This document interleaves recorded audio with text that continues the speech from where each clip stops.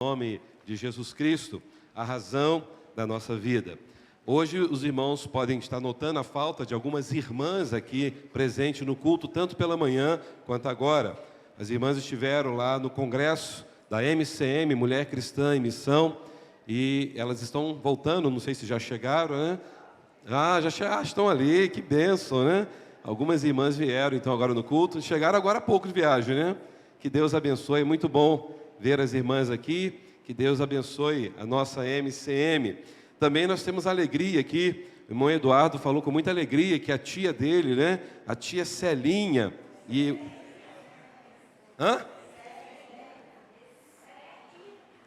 Ceinha? Sem o L? Olha só. Que legal, gente. Olha, seja muito bem-vinda, porque aqui é a sua casa, né? Fiquei muito feliz de saber que vocês estão aqui. O Eliel, né? Que já foi tesoureiro aqui, né? Se envolveu muito aqui nessa igreja. Que Deus abençoe grandemente a vida de vocês. Da forma que Eduardo falou, ele parecia uma criança grande. Ele disse que ela era professora quando ele era criança. Então, estou achando que tem coisa errada, né? Acho que a irmã que foi aluna dele, né? Sejam bem-vindos. Esta casa sempre será a casa de vocês. Nós também queremos agradecer a Deus pela vida do irmão Henrique, né? Hoje ele esteve aqui pela manhã, não sei se ele veio agora à noite. Ele passou por uma cirurgia, foi uma cirurgia bem delicada, mas pela graça de Deus não parece nem que ele foi operado, né? Ele está super bem, já veio aqui e nós louvamos a Deus por isso. E também, no dia 25 agora, no dia 21 de dezembro, nós iremos comemorar 25 anos do casamento do irmão Fernando e da irmã Valéria. Todos os irmãos estão convidados para a bodas de prata desse casal tão abençoado aqui na nossa igreja, que nós vamos celebrar no dia 21 de dezembro, aqui às 19 horas. Então, diante de tantos avisos, tantas atividades, nós temos visto uma igreja alegre, vibrante, uma igreja que ama Jesus e uma igreja que tem prazer de fazer a obra do Senhor Jesus. Quero convidar você a abrir sua Bíblia no livro do profeta Isaías, capítulo 9. Hoje inicia-se, então, o último mês de 2024. Mês de dezembro, mês pelo qual nós estamos comemorando o Natal, o nascimento de Jesus. E por isso a ênfase dos cultos vai ser direcionada a isso, ao Natal. E eu quero pensar com os irmãos a princípio, no capítulo 9 de Isaías, apenas o versículo 6. Mas mantenha sua Bíblia aberta neste capítulo 9. Profeta Isaías, capítulo 9, versículo 6, assim nos ensina a palavra do Senhor. Porque um menino nos nasceu, um filho se nos deu, e o governo estará sobre os seus ombros. E o seu nome será Maravilhoso Conselheiro, Deus Forte, Pai Eterno, Príncipe da Paz. Vamos falar juntos? Porque um menino nos nasceu, e um filho se nos deu, e o governo estará sobre os seus ombros. E o seu nome será Maravilhoso Conselheiro, Deus Forte, Pai Eterno, Príncipe da Paz. Pai, obrigado pela Tua palavra lida, obrigado por tudo aquilo que ainda iremos ler da Tua palavra nesta noite. Reconhecemos, Senhor, que quando a Tua palavra é lida e explicada, é o Senhor falando diretamente aos nossos corações. Louvado seja o nome do Senhor. Abençoe, ó Deus, a minha vida na transmissão da Tua santa palavra. E que possamos sair daqui, Senhor, mais uma vez, edificados pela Tua palavra e pelo Deus desta palavra que é o Senhor. Abençoe, ó Deus, todos os irmãos e irmãs aqui presentes. Abençoe aqueles que estão nos acompanhando pelas redes sociais. Que seja uma noite, ó Deus, de restauração, de edificação, de crescimento espiritual. Em nome de Cristo, aquele que é a razão da nossa vida, que eu oro. Amém e amém. Esta semana me perguntaram do porquê nós comemorarmos o Natal, se o Natal é uma festa pagã. E eu fiquei um pouco assustado com essa pergunta, porque eu respondi a ele com uma outra pergunta. Quem te disse que o Natal é uma festa pagã? Talvez o Papai Noel sim, porque ele não representa Cristo. E os irmãos que têm Papai Noel na sua casa, por favor, né? Ele não representa o cristianismo. Aquilo ali sim é paganismo. E aí eu comecei então a conversar com essa pessoa, até porque é uma pessoa que se diz crente em Jesus Cristo, mas se diz contrário às celebrações do Natal.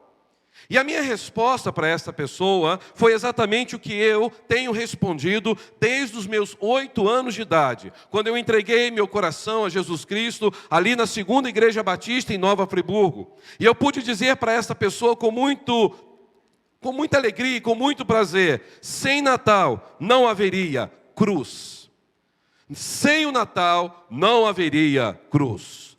Meus irmãos, nós celebramos o Natal não por causa da tradição ter imposta o dia 25 de dezembro, mesmo que com todas as teorias do paganismo sobre o dia 25 de dezembro, o fato é que Jesus nasceu provavelmente entre março ou abril.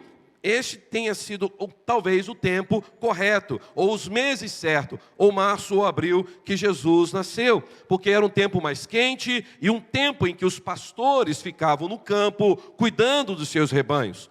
Para quem aqui já viajou para Israel sabe que no período de novembro e dezembro é um período muito frio em Israel, muito frio. O deserto de Massada no mês de dezembro chega a 9 graus meio-dia. Algo que durante dias normais chega a mais de 50 graus. Então, era impossível os pastores estarem no campo cuidando dos seus rebanhos no dia 25 de dezembro, em pleno frio, uma época que não era normal para alguém ficar com o rebanho, cuidando deles nesse período tão gelado. E aí eu começo a entender, e eu expliquei para esta pessoa: eu não estou preocupado com o dezembro em si, eu não estou preocupado com o 25 de dezembro. Eu celebro o nascimento de Jesus em dezembro porque é uma data onde todos estão lutando para renovar as suas esperanças depois de um ano inteiro de muita labuta, um ano inteiro de muita dificuldade, um ano em que as pessoas passaram por perdas, por talvez algumas adversidades que elas não aguardavam. E a humanidade precisa de fato sempre se lembrar qual é o verdadeiro sentido da vida. E o verdadeiro sentido da vida é ter Jesus Cristo, o Emanuel, o príncipe da paz, o Deus conosco, presente em nossos corações. É por isso que celebrar o Natal em dezembro, para mim não muda nada. Porque a minha alegria não está no mês em si. A minha alegria não está numa data específica. A minha alegria está em saber que Deus veio a este mundo de uma forma humilhante e por amor a cada um de nós, Ele veio de uma forma tão humilde naquela estrebaria, o Deus menino, e Ele pôde se entregar por mim e por você. Ele morreu naquela cruz, Ele ressuscitou. É por isso que eu não celebro datas, eu celebro Cristo. Meus irmãos, quando eu celebro Cristo, data para mim não tem nenhuma importância, porque Cristo é o autor e consumador da nossa fé. Louvado seja o nome do Senhor. E assim, meus irmãos, eu pude então listar para esta pessoa algumas questões do porquê eu creio, por que eu celebro esta linda história que é a narrativa sobre o Natal? Por que todo final de ano a gente sempre, como cristãos, relembramos o nascimento de Jesus Cristo? A primeira questão que eu conversei com esta pessoa foi que o nascimento de Jesus trouxe mudança na era da história da humanidade, em antes de Cristo e depois de Cristo. Muitos outros líderes religiosos já tinham nascido, e nenhum deles tiveram a capacidade de mudar o calendário do mundo. E nós encontramos em Cristo aquele que trouxe transformação, mudança na história do mundo, na história do calendário mundial. Diz então o texto que estamos lendo, em Isaías capítulo 9, versículo 1, leiam comigo o que diz agora o profeta: mas para a terra que estava aflita não haverá escuridão. Nos primeiros tempos, Deus tornou desprezível a terra de Zebulon e a terra de Naphtali. Mas nos últimos tempos, fará glorioso o caminho do mar, além do Jordão, a Galileia dos gentios. Queridos irmãos, Zebulon e Naphtali, alguns falam Naphtali, mas no hebraico a pronúncia melhor é Naphtali. Zebulon e Naphtali foram quem na história bíblica do Antigo Testamento? Foram os 2 filhos que Jacó teve. E você pode encontrar isso em Gênesis 35, verso 23 a 26. E a Bíblia nos ensina que os descendentes de Zebulon, de Naphtali, se tornaram duas tribos que acabaram se estabelecendo ali naquela bela região do norte de Israel. Então, essas duas cidades que representavam os dois filhos de Jacó, eram cidades maravilhosas, cidades numa boa localização. Mas, infelizmente, essas duas cidades, que eram chamadas de duas tribos, elas ficaram entre aquelas 10 que renunciaram à fé em Deus e voltaram-se para as coisas deste mundo, voltaram-se para o paganismo. E nós já estudamos aqui muitas vezes que após a morte do rei Salomão, Israel foi dividido em duas partes, Reino do Norte e Reino do Sul. Quantas tribos ficaram no Reino do Norte? 10 tribos. Reino do Sul, 2 tribos. E a história nos ensina que quando a Síria, no ano 722 a.C., com seu terrível rei sanguinário, chamado Sargão II, ele conquista o Reino do Norte, aquelas 10 tribos. E aquelas 10 tribos tinham o nome de Israel, e a tribo do Sul, nome de Judá. Mas nós entendemos biblicamente que nunca mais Israel foi restaurado, ou seja, o Reino do Norte. Depois que o rei Sargão II foi ali, dominou aquelas 10 tribos, aquelas 10 tribos depois se misturaram com outros povos, povos pagãos, povos que não adoravam mais a Deus. E assim, o Reino do Norte se transformou depois naquilo que chamamos hoje de Samaria. Um povo completamente misturado. Não era mais o sangue puro do povo de Deus, do povo judeu. E os pagãos começaram a se estabelecer ali, naquele ex-reino do norte, lá na parte norte de Israel. E por essa causa que nós olhamos dentro do mapa de Israel, que a Galileia, que está nesta localização do Reino do Norte, passou a ser um lugar confuso. A Galileia passou a ser um lugar obscuro, uma população mista, com credos de vários tipos de povos ali naquele local. As pessoas já não adoravam mais a Deus, as pessoas já não conheciam a lei do Senhor. E o que sobrou ali foi exatamente um povo que estava longe de Deus, em trevas, completamente afastado dos princípios do Senhor. E os poucos judeus que mantiveram a fé no verdadeiro Deus, ficaram no Reino do Sul, aonde fica Judá e Jerusalém. Mas nós sabemos também pela história que 136 anos depois, o Reino do Sul também foi levado para o cativeiro da Babilônia. E isso aconteceu no ano 586 a.C. E quantos anos o Reino do Sul ficou nesse cativeiro? 70 anos. Só que com uma diferença. A diferença foi que este povo, o povo do Reino do Sul, se arrependeu dos seus pecados. Este povo voltou-se para Deus. Este povo pediu perdão a Deus pelos seus erros. Reconheceram que eles estavam no cativeiro, justamente por terem andado na contramão do Senhor. E Deus então favoreceu o seu povo. Eles voltaram para a sua terra, diferente do Reino do Norte, que nunca se arrependeu, que se misturou, e até hoje este Reino do Norte não pode se dizer que é um povo judeu, que é um povo que se misturou. Séculos se passaram. E foi por meio desse povo tão pequeno, o Reino do Sul, o povo de Judá, que Deus traz o Messias a este mundo.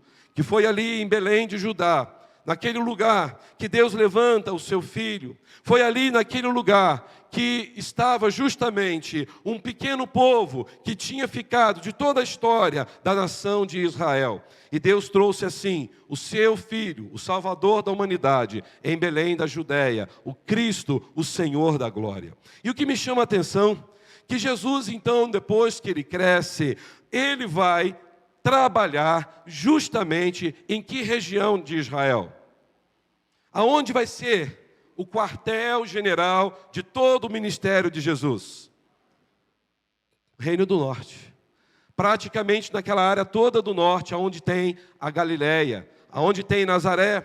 Meus queridos, eu acho isso aqui incrível, Porque lá no reino do norte, aonde tinha trevas, aonde tinha um paganismo, o Messias veio no reino do sul. E o Messias então foi até aquela região. E lá ele levou esperança, levou salvação, levou restauração, curou pessoas. Ele transformou vidas naquele lugar. E só na reta final é que Cristo vai de novo para o reino do sul, aonde ele é levado para Jerusalém, crucificado, morto, sepultado. E ao terceiro dia ele ressuscitou. O que nós podemos olhar nesse texto? Que foi justamente lá que Jesus vai pregar as boas novas de Deus. Meus irmãos, Jesus se esvaziou, se humilhou. Ele se dispôs a fazer isso em favor de um mundo pecador. E o que é incrível observar, que justamente ali, no ex-reino do norte, que Jesus prega, que Jesus fala da restauração, do amor e do poder de Deus. E abrindo um parênteses aqui, muitos começam a perguntar: pastor, se Jesus nasceu então no reino do sul, lá em Belém, por que Jesus era chamado de Galileu, se a Galileia ficava lá no norte de Israel? Meus irmãos, a Galileia realmente pertencia ao reino do norte.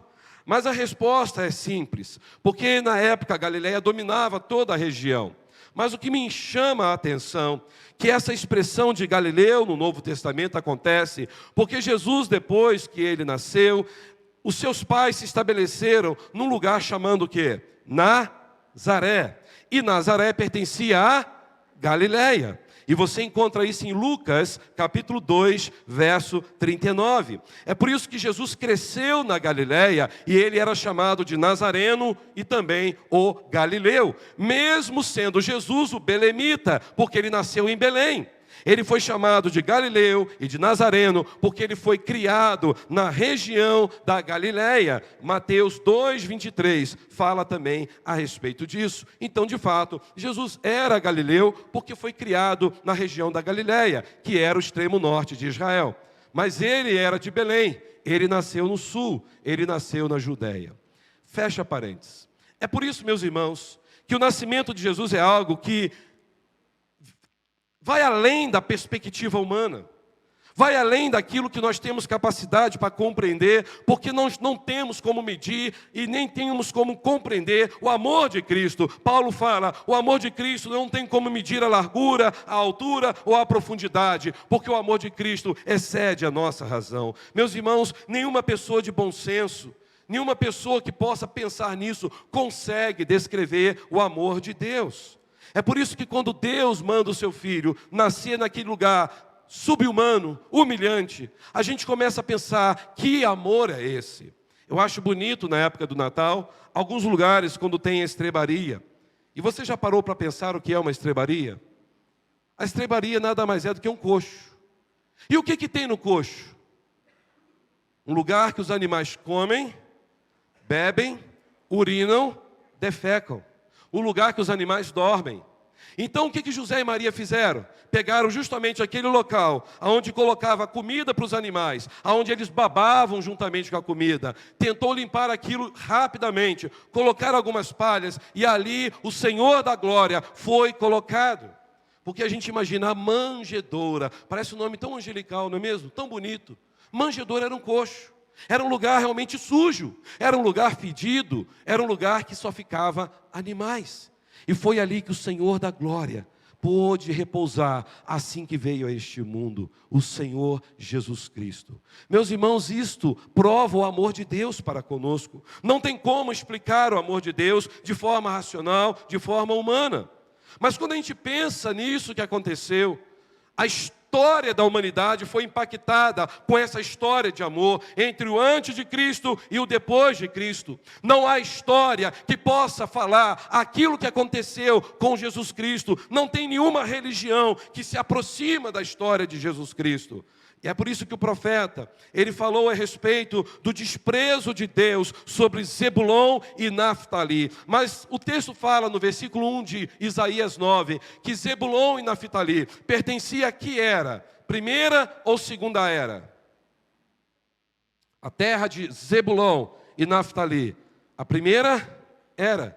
Porque ele estava dizendo o seguinte, vocês que viveram a primeira era, qual foi a primeira era? Que Zebulon e Naftali estavam no paganismo. Zebulon e Naftali faziam parte das 10 tribos que zombaram de Deus. Zebulon e Naftali viveram no paganismo de forma cruel, desprezaram a lei de Deus. Essa foi a primeira era.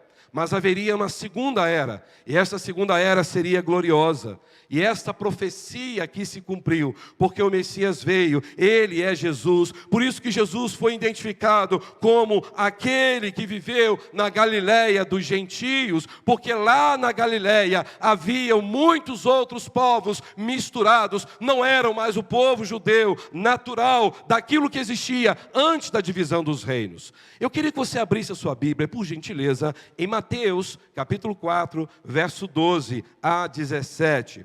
Jesus, ele vive então na Galileia. Jesus cresce na Galileia. Ele vai viver ali, naquela cidade de Nazaré. E ele vai para aquele local, justamente para se cumprir esta profecia de Isaías, capítulo 9, verso 1. Ele foi para um lugar onde havia escuridão, onde havia o paganismo, onde havia um povo que não buscava mais a face do Senhor.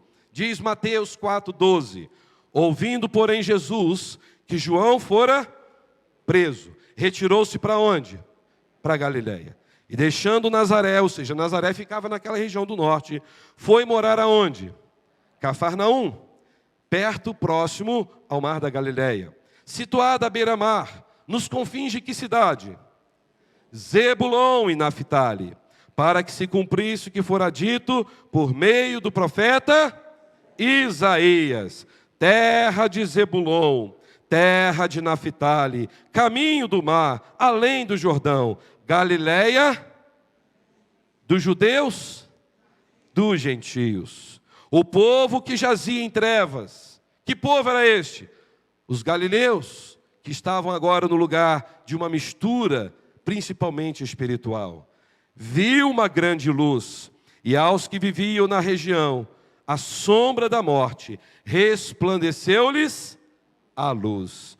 Daí por diante, passou Jesus a pregar e a dizer o que era ali na Galileia: arrependei-vos, porque está próximo o reino dos céus. Irmãos, como que é glorioso ver que a Bíblia é a palavra autêntica de Deus. Esta profecia de Isaías, capítulo 9, se cumpriu em Jesus Cristo. Por isso que Jesus trouxe alegria. E o ministério de Jesus foi um ministério em que a luz do mundo estava presente no lugar onde só havia escuridão. Jesus é luz. E quando Jesus faz parte da nossa história, quando Jesus domina a nossa história, quando Jesus é Senhor da nossa história, toda a escuridão sai para sempre, porque Jesus ilumina a nossa vida e transforma a nossa história para sempre. Irmãos, o que eu vejo nesse texto? Que Jesus estava ali naquele local, falando do amor de Deus, e a palavra que Jesus deu para aquele povo é: arrependei-vos. Vocês estavam vivendo longe de Deus. Vocês estão há séculos, milênios, longe do princípio que vocês tiveram, quando essa nação era uma só. Irmãos, é por isso que quando eu olho para a palavra de Deus, eu entendo que o nascimento de Jesus não foi uma invenção num palco de uma igreja. O nascimento de Jesus não foi uma história que nasceu num porão de uma escola teológica. O nascimento de Jesus é um fato concreto, absoluto. A arqueologia prova isso. Os historiadores que não são cristãos, eles narraram que de fato nasceu um menino em Belém da Judéia, e este menino causou burburinho até na Galileia, que fica no norte de Israel. E o nascimento de Jesus mexeu tanto com a história daquele povo, que mexeu com a cabeça do rei Herodes, e isso causou muito tumulto na sociedade. Porque o que Herodes mandou fazer quando ele soube que o Messias prometido tinha nascido em Belém da Judéia? Matar crianças de 2 anos para baixo. Para quem teve o privilégio de ir na necrópole lá em Israel, você vê lá em Jerusalém a necrópole. E lá na necrópole foi encontrado há um tempo atrás mais de 2.000 sarcófagos pequeninos de crianças que morreram provavelmente naquele período em que Jesus nasceu. E a fala dos historiadores ali era que provavelmente teve alguma peste para ter uma mortandade tão grande de crianças assim. Mas aí eles começaram a descobrir que dentro daqueles sarcófagos, alguns ossos que ainda tinham algum formato, havia perfurações de lâminas, ou seja, crianças que foram assassinadas. Para mim, para você, isso não faz diferença, porque cremos na palavra de Deus. Mas para a arqueologia, eles chegaram à conclusão, de fato, houve um assassinato em massa aqui neste lugar. Meus irmãos, que menino era esse, que ao nascer mexeria tanto com as estruturas da sociedade, com as estruturas da política, com as estruturas da ciência e da religião? É exatamente esse menino da profecia de Isaías 9, Deus forte, Pai da eternidade, Príncipe da paz, maravilhoso conselheiro. Irmãos, Jesus Cristo veio a este mundo, Ele trouxe mudança no antes e depois da vinda dEle. É aquele que governou, é aquele que governa, é aquele que governará todo o universo para sempre. Mas a grande questão é, será que esse Jesus, que historicamente é comprovado, que nasceu, que viveu há mais de 2000 anos atrás, é Senhor da sua vida, mudou a história da sua vida em antes de Cristo e depois de Cristo? Será que na sua jornada de vida você pode dizer que hoje você está vivendo depois de Cristo com Cristo? Será que diante dos seus relacionamentos, Jesus faz parte da sua história? Jesus já nasceu na sua vida? Será que diante do seu namoro, Jesus está sendo ali alguém presente, abraçando vocês e aprovando este relacionamento? Será que diante do poder da nossa língua, nós temos sido coerentes com a nossa fé, naquele que usou a sua língua para abençoar, para curar e para restaurar? Meus irmãos, quem é Jesus na nossa vida? Aonde entra Jesus na nossa história? Neste Natal, o que nós estamos querendo fazer?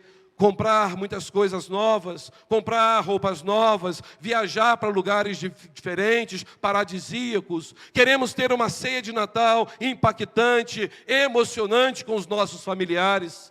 Queremos dar presentes, ganhar presentes. O que nós queremos fazer neste Natal? Se Jesus não estiver na história da sua vida, não vai adiantar comemorar Natal, porque será apenas uma festa humana.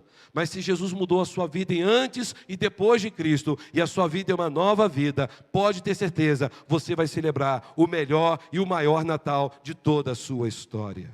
Diante das tragédias, diante das perdas, diante das doenças, diante das intrigas familiares, diante das decepções amorosas, diante da imoralidade, diante da depressão, diante do ódio, se tudo isso que nós estivermos passando, convidarmos Jesus para falar, Senhor, entra na minha vida, transforme a minha vida, porque eu creio que quando o Senhor entra na vida de alguém, o Senhor faz nova todas as coisas, em antes e depois de Cristo. Antes eu estava perdido, agora eu estou liberto para sempre. Jesus nasceu para mudar as eras como mudou, mas nasceu para mudar o coração da humanidade. Ele tem poder para isso. É por isso que o nascimento de Cristo trouxe tanta transformação na história da humanidade.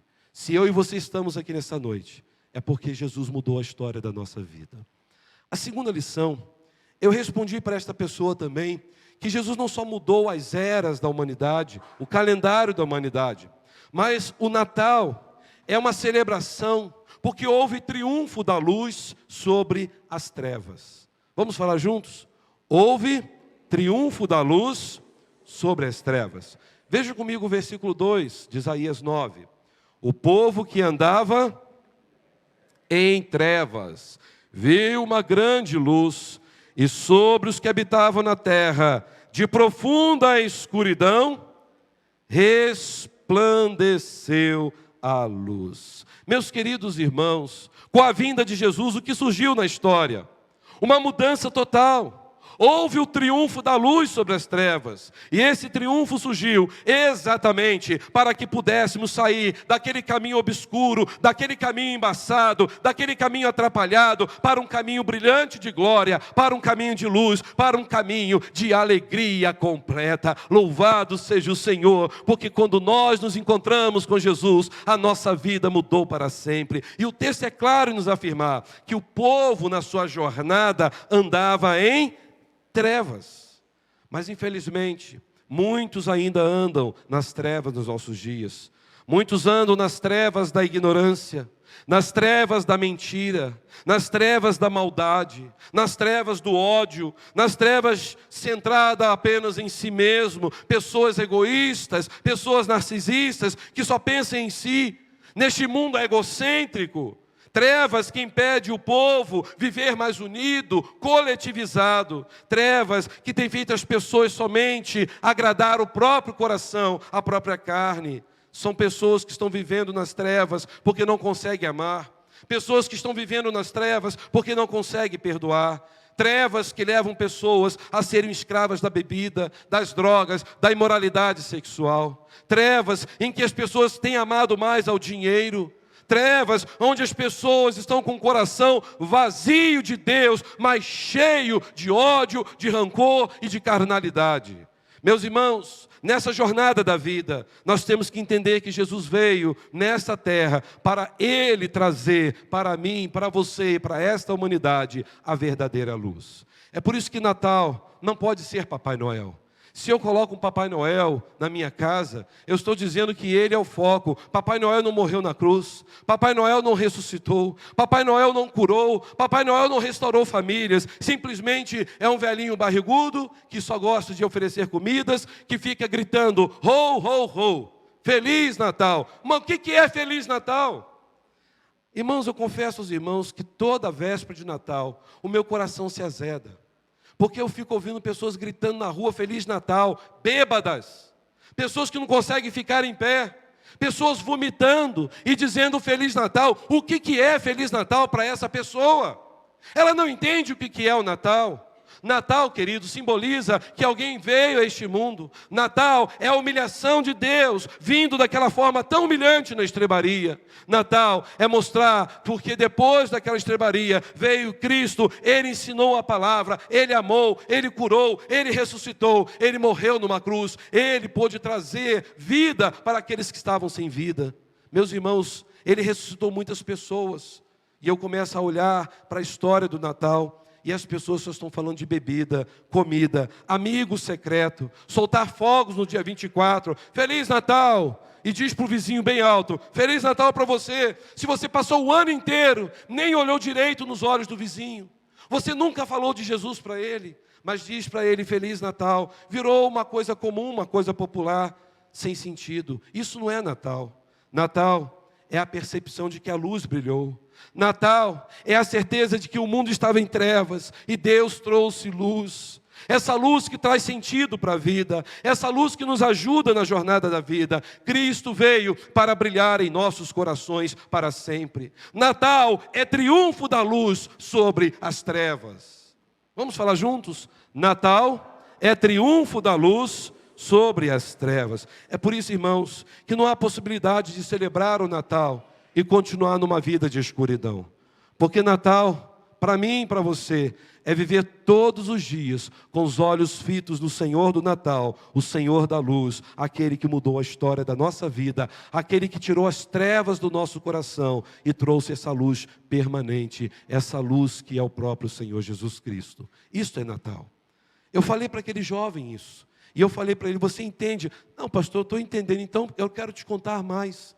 Nós celebramos o Natal também, terceira lição, porque houve um triunfo da paz sobre a guerra.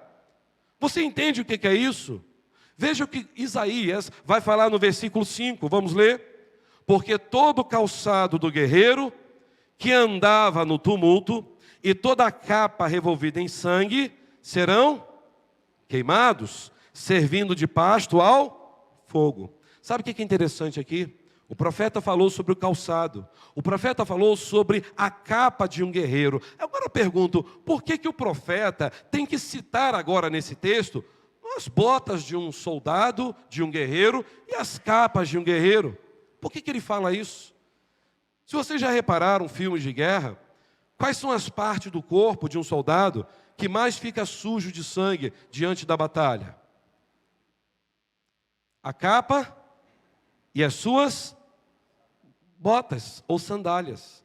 Porque ele está pisando sobre pessoas que estão mortas. É sangue espirrando para tudo quanto é lado. Quando você vê uma guerra, o que acontece na guerra? Além daquela morte, além de tanta dor, além de pessoas gritando, pessoas que estão ali terminando a sua história nessa terra por causa de uma guerra tola entre povos que começaram a brigar. Você vê muita morte, você vê muita dor, você vê muito sofrimento. Isso revela que o quê? Que esse que viria, esse que traria paz para a humanidade, ele iria tirar a capa do guerreiro, ele iria tirar esta bota de sangue, ele iria acabar com toda esta guerra, e ele era o único capaz de trazer a verdadeira paz. Isaías estava dizendo, olha para um guerreiro quando volta da guerra, ele está completamente sujo de sangue. Hoje nós temos presenciado a guerra que tem acontecido já há muito tempo entre a Rússia e a Ucrânia. Quantas pessoas perderam suas vidas? Quantas pessoas perderam suas vidas nessa guerra de Israel contra o Hezbollah? Quantas pessoas estão morrendo nessas guerras? Nós estamos vendo famílias destruídas por causa dessas guerras. Você vai na faixa de Gaza, você vê a quantidade enorme de pessoas sendo sepultadas por atacados, devido a tanto ódio entre os dois povos. Meus irmãos, o que me chama a atenção aqui, que quando o profeta estava falando sobre essa questão do guerreiro, da sua bota, da sua capa, ele estava querendo dizer que a humanidade tem uma guerra civil dentro do coração. Na verdade, eu e você, se não fosse a graça de Jesus, seríamos uma guerra ambulante. Na verdade, nós estamos levando mais problemas para as pessoas do que solução. Infelizmente, nós temos que ser sinceros nisso. Estamos mais preparados para criticar, para atacar, do que abençoar, do que amar. Seja sincero, quando você está no trânsito intenso, você perdendo a hora, e alguém passa na sua frente, xinga ou esbarra no seu carro, o que você diz para aquela pessoa? Vai com Deus, Deus te abençoe, te amo. Normalmente você usa uma palavra do evangeliquez, que é o linguajar evangélico, né? Seu filho de Belial, seu incircunciso de coração, não é assim? Normalmente você não vai dizer, olha, eu te perdoo, amassou, meu retrovisor custa R$2.000, não tem problema não, vai dar tudo certo. Você quer um dinheiro também para consertar o seu carro? Alguém faz isso? Não, né? Normalmente não. Eu vou te processar. Você vai ver, eu sou advogado, eu tenho um amigo que é advogado, eu conheço pessoas que vai te processar. Ah, pode esperar, você vai ver com quanto pau se faz uma canoa. Aí quando você chega na igreja, ô Senhor, ajude-me a amar o meu irmão, a perdoar. Ué, você é aquele que bateu no meu carro? Vocês imaginam só que constrangimento? Meus irmãos, nós temos mais facilidade de ferir pessoas do que restaurar pessoas. Repare o coração do marido. É o marido que está sempre reclamando com a esposa e ele gera contenda no coração da esposa. É o coração da esposa que está insatisfeita com o marido e ela sempre está indignada com alguma coisa e sempre arruma algo para falar do marido. São os filhos que nunca entendem o coração dos pais, desobedecem os pais, agem de forma rebelde, ferem os corações dos pais. E assim, nós temos que ser sinceros, há uma guerra contínua dentro do nosso coração. Somos seres que agredimos pessoas e somos agredidos. É por isso, meus irmãos, que a nossa vida sem Jesus é uma guerra declarada. É como uma fronteira entre dois países, onde cada um está tirando para um lado. A nossa vida sem Jesus é assim, é um campo minado. E é aqui que nós temos que entender que tudo que promove o ódio, tudo que promove a dor, tudo que promove a ferida, tudo que estraga a vida, tudo que suga a existência, tudo que faz com que as pessoas vivam na miséria, com o nascimento de Jesus Cristo, tudo isso caiu por terra, tudo isso acabou, porque Jesus veio para trazer luz diante das trevas, Jesus veio para trazer paz diante das guerras, Jesus trouxe para nós, porque Ele é o príncipe da paz, a verdadeira paz. Onde Jesus habita, acabam as divisões. Onde Jesus habita, acabam os conflitos. Onde Jesus habita, acabam os preconceitos. Onde Jesus habita, acabam as críticas destrutivas. Onde Jesus habita, só existe reconciliação, esperança, salvação, celebração. Aonde Jesus habita, brota a vida, nasce e floresce algo maravilhoso. Reina a paz sobre a guerra. No lugar onde Cristo nasce, as facções caem por terra. Meus queridos irmãos, quando Jesus nasce em nossos corações, a harmonia chega, a harmonia impera em nossas vidas. Porque a proposta de paz que Ele sugere para mim e para você é que eu e você, em Cristo, nós conseguimos amar, perdoar e ser justos diante dos nossos julgamentos. A Bíblia nos ensina que Jesus nos reconciliou com Deus quando nós éramos ainda inimigos de Deus. E Ele nos restaurou, Ele nos lavou e Ele nos permitiu estar novamente diante do Deus Salvador. Isso é paz diante das guerras, porque onde Jesus reina, não há espaço para o ódio.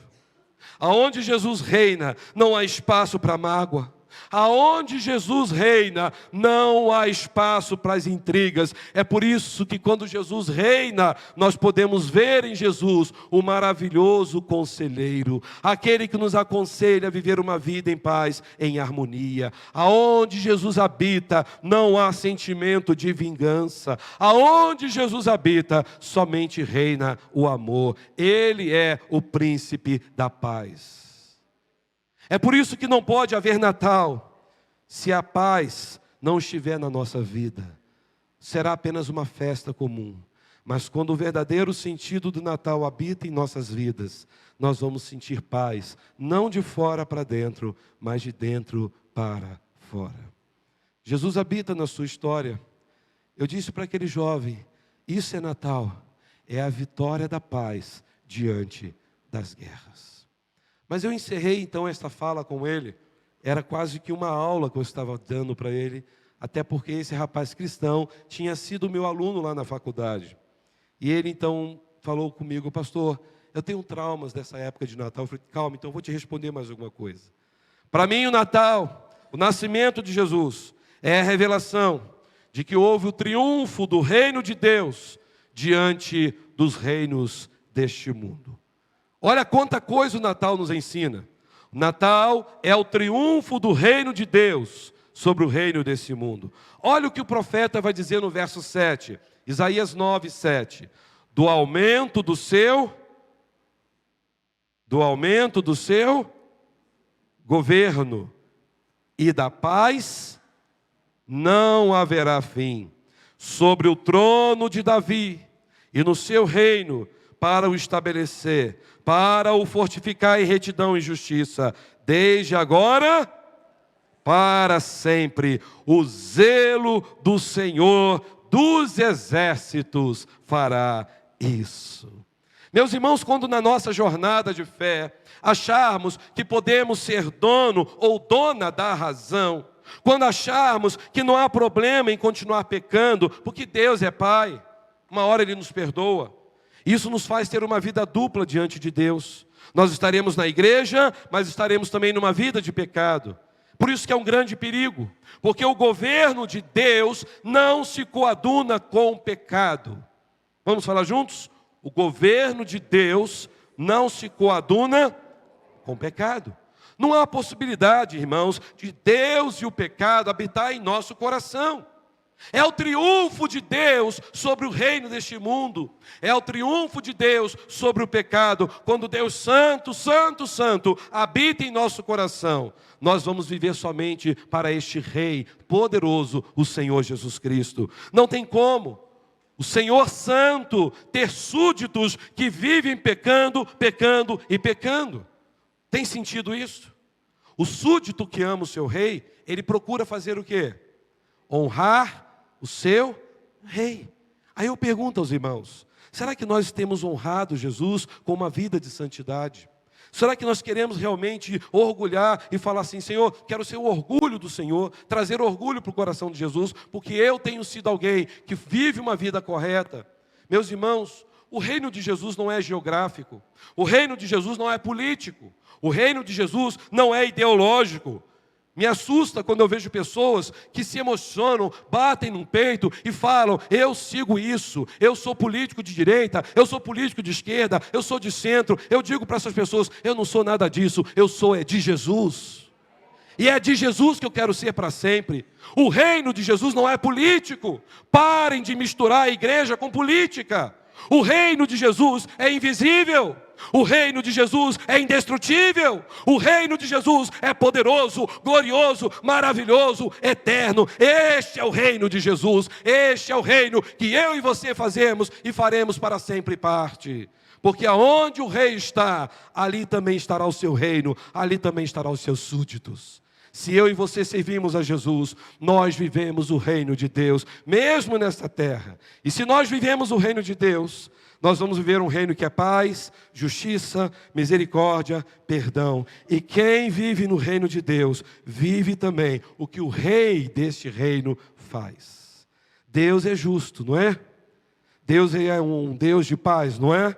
Deus é um Deus de misericórdia? Sim ou não? Deus é um Deus de perdão? Deus é um Deus de recomeço? E porque nós, como súditos do Senhor, não temos sido misericordiosos, não temos tido paz, muitas vezes não temos sido justos com as pessoas. Quem pertence ao reino de Deus, vive conforme o seu reino. É aqui que nós entendemos que se entre nós, pense a nível de casamento, marido e mulher, se eles não vivem fidelidade, justiça, se não vivem esta paz, se não vivem este perdão, como podemos dizer que esse marido e mulher são crentes e servem ao Rei Jesus, se o casamento deles é uma guerra constante? O reino de Deus, se nós fazemos parte deste reino, nós vamos viver como o Rei é. Ele é santo, Ele é amável, Ele é justo. Talvez, quando nós olharmos para o Natal, eu disse para aquele jovem, é você dizer, venha a nós o teu reino.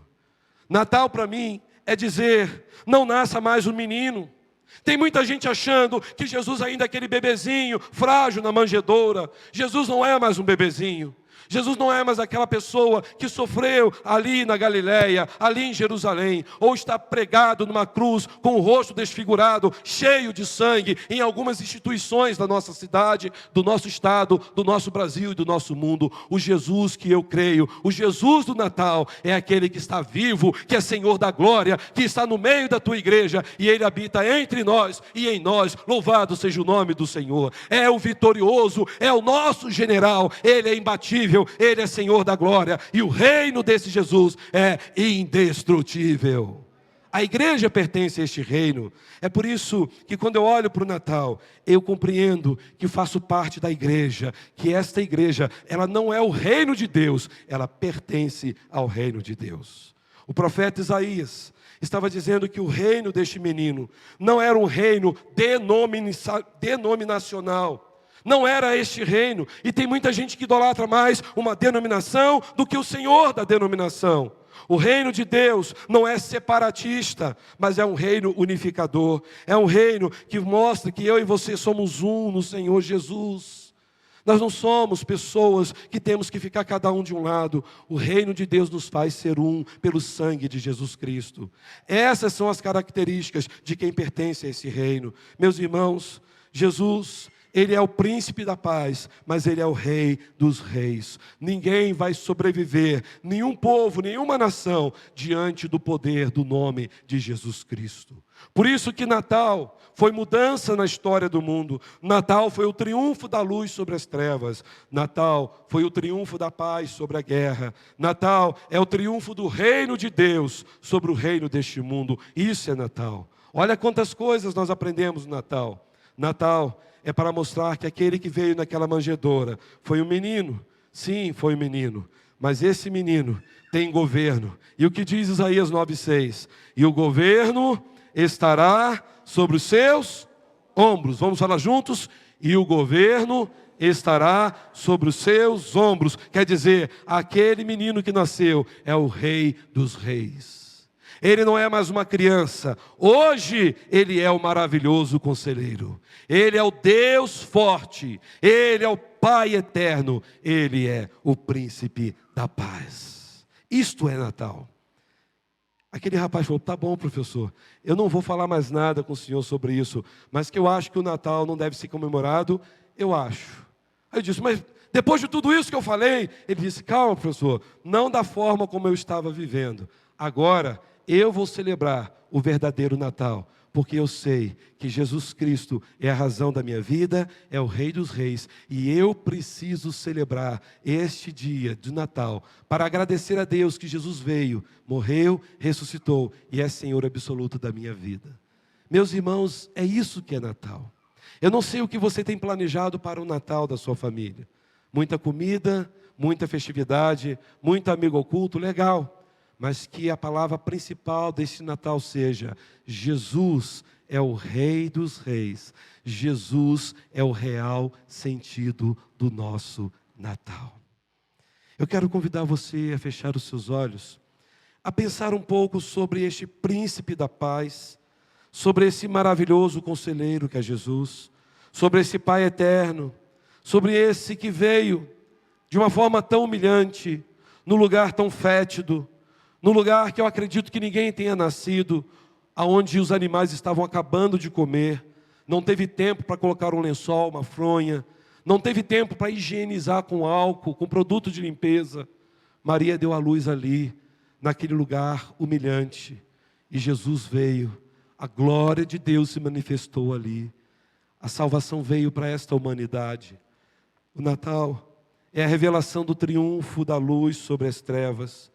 O Natal revela o amor de Deus, o Deus que através de uma palavra que Ele manda sobre nossas vidas, Ele faz tudo mudar para sempre. Talvez nessa noite você tenha entrado aqui e o seu coração estava abalado, triste. Talvez você esteja vivendo a pior fase da sua vida familiar. Talvez hoje você esteja vivendo a pior fase do seu casamento. Talvez hoje você esteja vivendo um momento de depressão. Talvez a doença chegou na tua vida e isso arrasou com você. Talvez você perdeu pessoas que você muito amava e você não esperava passar por isso. Eu quero te desafiar a olhar para o Emanuel, o Deus conosco. Jesus Cristo é sempre presente. Ele nunca nos abandonará. Ele está aqui com você. Ele cuida da sua história. Ele veio a este mundo para dar sentido à nossa vida. A terra de Zebulon e Naftali pôde experimentar o reflexo da luz de Jesus Cristo. Jesus trouxe esperança para aquele povo. Jesus trouxe esperança para a nossa vida. Jesus traz esperança para a sua vida. Essa noite o Senhor está dizendo ao teu coração: você acha que é difícil sair dessa situação? O Natal existe por causa disso. É Deus se relacionando conosco. É o Todo-Poderoso vindo de uma forma humilhante a este mundo para nos trazer a paz, para nos trazer a restauração, para nos trazer a cura, para nos trazer salvação, para dizer para nós que quando nós nos encontramos com o Rei dos Reis, a nossa vida muda, o calendário da nossa vida muda, antes e depois de Cristo. Tudo novo se faz, as coisas velhas se passam, o Senhor transforma para sempre a história da nossa vida. Eu não sei como você está, mas eu quero colocar a sua vida diante de Jesus Cristo. Ele é o sentido do nosso Natal. Neste mês de dezembro, com tanta correria, muitos fazendo prova, muitos preocupados com a reprovação, muitos talvez estejam agora preocupados com os resultados dos seus exames, outros estão preocupados porque estão vivendo um momento difícil na sua vida financeira. Coloque a tua vida diante do Senhor. Diga para o maravilhoso conselheiro: me ajude, Jesus, me direcione naquilo que eu preciso. Diga para Jesus: Senhor, eu tenho andado longe de Ti, eu tenho vivido uma vida de pecados, eu tenho vivido uma vida que não tem glorificado o Emanuel. Peça perdão ao Senhor. Talvez você, marido, precise dizer: Jesus, me perdoe, eu não tenho sido um marido zeloso, um marido presente, um marido amável. Talvez você, esposa, precise dizer isso: Senhor Jesus, preciso ser uma esposa melhor, preciso de uma esposa mais compreensível, preciso ser uma esposa que fale palavras mais, que agradeça ao Senhor e que abençoe a vida do meu esposo. Talvez vocês, filhos, precisam dizer para Jesus agora: Jesus, eu vejo a minha vida como um grande parque de diversão, eu quero celebrar, eu quero curtir, mas agora estou entendendo que a minha maior alegria é estar nos átrios do Senhor, é estar aqui na Tua presença. Diga para o Senhor: Jesus, quero ser um filho melhor, quero ser uma filha melhor, há esperança para a sua vida, porque uma só palavra que Deus mandar, Ele muda a sua vida para sempre. Eu convido a igreja a ficar em pé, e eu quero convidar você, aonde você estiver. Talvez você vai viajar e vai passar o mês fora, mas você precisa entender que o verdadeiro sentido do Natal da sua vida é Cristo como Rei dos Reis, como Senhor absoluto da sua história, aquele que governa com justiça e com bondade. É você entender que se você tem o príncipe da paz, você vai desfrutar agora de momentos de paz, de alegria, de perdão, de restauração. Se você entende isso, eu quero te dar essa oportunidade de sair do seu lugar e vir aqui até a frente, porque quem está presente aqui nesta noite conosco é o príncipe da paz, é o Emanuel, é o Deus conosco. Ele conhece a sua vida, Ele conhece a sua família, Ele conhece o seu casamento, Ele sabe a frustração da sua alma, e Ele te trouxe aqui porque Ele quer restaurar a sua vida agora e para sempre. Ele quer derramar um bálsamo sobre o seu coração. Entrega a sua vida ao Senhor, diga: Pai, aqui estou, eu quero viver o melhor Natal da minha vida, não com comida, não com presente, não com bebida, mas com uma vida cheia do Teu Espírito Santo. Diga para o Senhor: eu quero ter o Natal aonde Jesus Cristo possa ser notado na minha vida e na vida da minha família. Se você quer fazer isso, enquanto estivermos cantando, sai do seu lugar, vem aqui à frente, eu quero orar por você. Uma só palavra que Deus mandar, Ele faz a sua vida mudar. Você crê nisso? Vamos adorar o Senhor.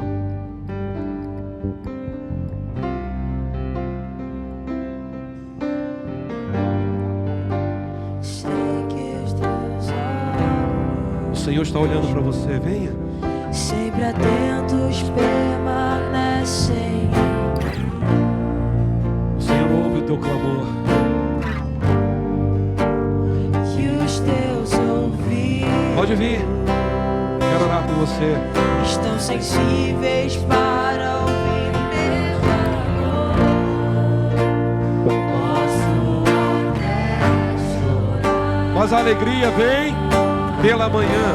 Você crê nisso? Então venha. Quero orar por você, venha. Sua vida, sua família, o Senhor pode mudar, Ele quer mudar. És Deus de perto e não de longe, Nunca mudaste, tu és fiel.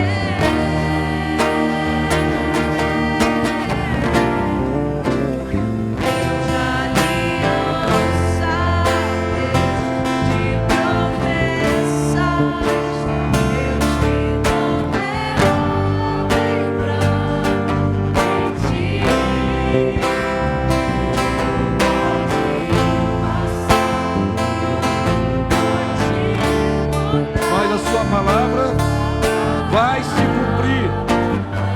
Você crê nisso? Você tem a oportunidade de dizer: Senhor, eu creio nisso, eu preciso de Ti, a minha família precisa de Ti. Eu não quero viver uma religiosidade vazia. Eu quero que o Senhor seja de fato o Senhor da minha história, o maravilhoso conselheiro, o príncipe da paz. Então vem aqui à frente, não vamos demorar, mas eu quero orar por você. Entregue sua vida ao Senhor. Diga: Jesus, aqui está a minha vida, aqui estão minhas frustrações, aqui está a minha tristeza, eu preciso de Ti. Venha em nome de Jesus. A alegria para a sua história. De manhã, és Deus de perto, Ele não é Deus de longe.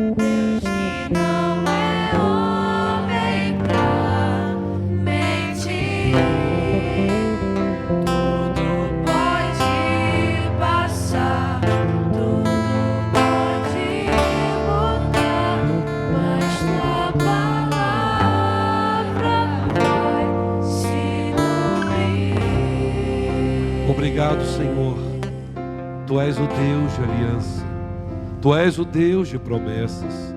Obrigado, Senhor, porque o Senhor começou uma nova história nas nossas vidas. Obrigado, ó Deus, porque o Senhor estará conosco todos os dias, até a consumação dos séculos. Obrigado, Jesus, porque Tu és o maravilhoso conselheiro. Os nossos conselhos melhores e maiores estão somente no Senhor. Tu és o Pai da eternidade, Tu és eterno, Tu és o príncipe da paz. Obrigado, Jesus, porque é o Senhor que governa este universo. O Senhor tem controle absoluto da nossa história. Obrigado, Jesus, porque o Senhor tem poder para trazer paz diante das guerras. Obrigado, Senhor, porque somente o Senhor transformou a nossa história em antes e depois de Cristo, porque agora nós somos mais do que vencedores para sempre. Obrigado, Senhor, pelo Teu grande amor. Obrigado, Senhor, porque agora em Jesus Cristo nós não temos mais a solidão. Tu és o Emanuel, o Deus conosco, sempre presente na nossa história. Eu quero Te agradecer, Senhor, porque o Senhor nessa noite nos permitiu estar aqui na Tua casa. Te agradeço, Senhor, porque o Senhor nos dá o verdadeiro sentido do Natal, ao entendermos a Tua palavra e compreendermos que Jesus é o nosso Natal. Senhor, em nome de Jesus Cristo, abençoe a vida de cada pessoa aqui nesta noite. Abençoe a vida, ó Deus, da Tua serva que aqui está. Abençoe, ó Deus, aqueles que estão nos acompanhando pelas redes sociais. Que possamos, ó Pai, ter uma noite abençoada por Ti, mas na certeza, Senhor, de que nós estaremos desfrutando neste ano de 2024 o melhor do Senhor na nossa vida, na nossa igreja, na nossa história, porque o Emanuel é o Senhor da nossa vida.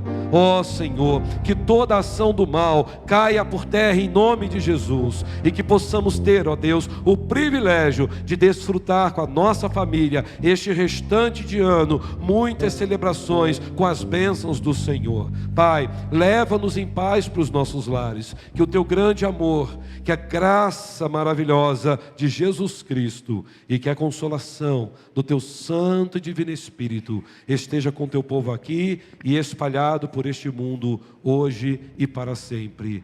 Amém. Dê um abraço em duas pessoas que você não